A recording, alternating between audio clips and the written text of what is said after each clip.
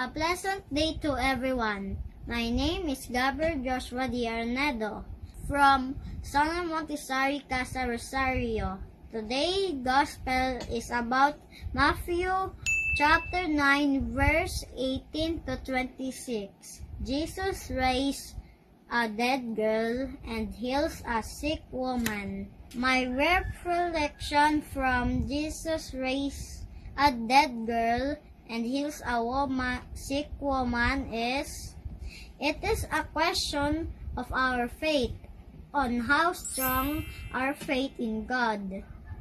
If we believe and trust to our Lord God, we keep and hold our faith, everything will happen or everything is possible. Like what the leader said, the woman who was bleeding for 12 years, if Jesus will place hand on his daughter, she will live, and if she touch his cloak, she will be healed. They hold their faith in Jesus, and they trust the Lord. Every one of us should increase and keep our faith in Jesus. And in our Lord, everything and even the possible will happen is always the test of our faith in Lord God. The Lord God is just waiting for us to ask our society and pure heart.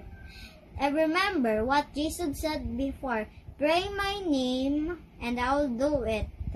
All the things whatsoever you pray and ask for, that we will receive them and shall have strong faith and trust our Lord. We need to keep our faith strong, believe, and trust Him all the time. That with our hearts, because He is our Lord. In Jesus' name. That's our gospel reading from Matthew chapter 9 verse 18 to 26. I would like to invite you to subscribe and like Faithhood PH on YouTube channel. Download our Facebook app. Thank you and God bless everyone. God first!